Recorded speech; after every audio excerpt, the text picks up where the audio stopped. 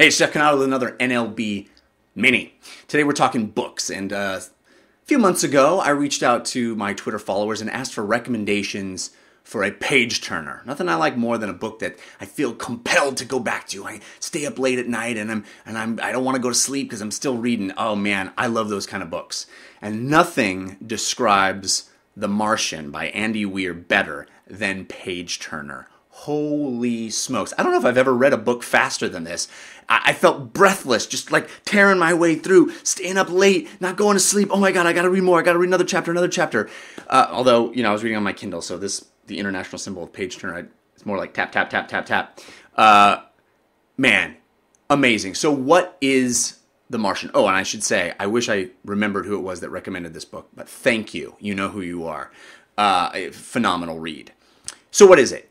Some people have described it as Castaway meets Apollo 13 meets Gravity, but as great as those films are, I think this might be a better ride. And it is a thrill ride. The idea is we're in a very near Earth future, and this isn't science fiction like laser pistols and aliens and spaceships. This is what they call hard science fiction.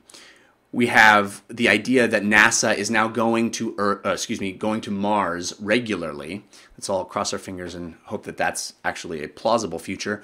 And we have a normal mission that goes horribly wrong, and one astronaut, Mark Watney, a botanist, is stranded on the surface of Mars, and he has to survive. And how he survives is so thrilling, it's so smart, it's so interesting, it has you captivated from word one. The book is brilliant because it starts very personally, very simply, and very small. It's just Mark's perspective. He's inputting these logs into the computer, and we get his perspective, what he's doing to try to survive. And then it slowly gets larger, and we see more characters and what's happening on Earth, and as the campaign to try to keep Mark alive expands, the book expands, and the author deftly switches between this first-person perspective and third-person perspective and more characters, and it's so fantastic. And what is fantastic about it is the ideas on display. Science is the hero here. Well, Mark is also the hero. What a wonderfully drawn character. Mark Watney, as described, as we kind of get inside his head, he's truly heroic, truly courageous, indefatigable, never gets down on himself, always has a will to live, even when odds are stacked against him, is always trying to figure it out with good humor and self-effacing comedy. He's the guy you want to be and you want to live.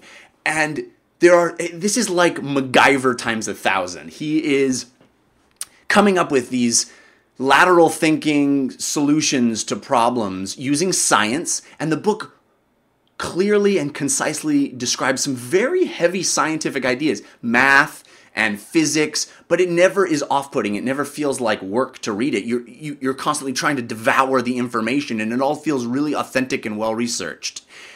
And he's coming up with these incredible ideas. And early on in the book, he'll come up with these ideas where you're like, oh my God, he's brilliant. He figured it out. He's going to live. He's going to survive. This is it. He solved the puzzle. And then the author breaks it and constantly comes up with these brilliant solutions. You're like, you could make a whole book just about that, and then breaks that, and we got to come up with another solution. We come up with another crazy outside the box. Who could have possibly thought of that solution? Break it.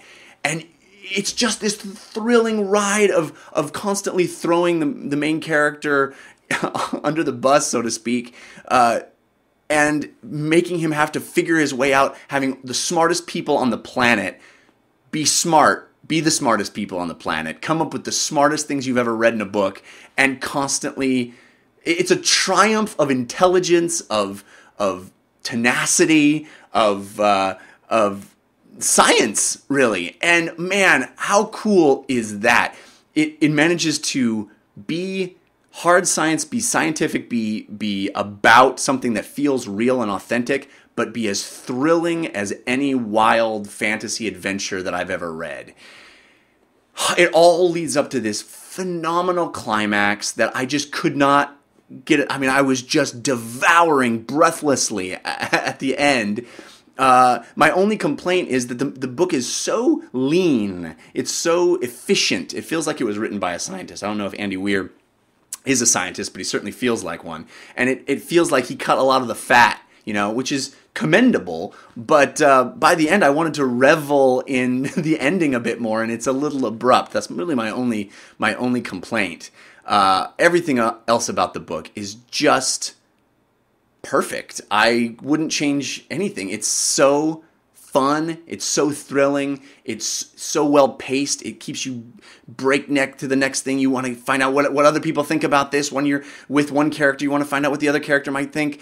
And the pure ideas, the pure problem solving is something I've taken into my life as I was reading this book. And since I've finished it, I keep thinking, like, I was in my car the other day and I had an issue with my phone, and I was like, well, I could use that little thing that I have in the console of my car to pop this open. And I keep feeling like, yeah, think outside the box. Figure out stuff. Use that for something else. It's freaking MacGyver, and it's brilliant. The Martian by Andy Weir.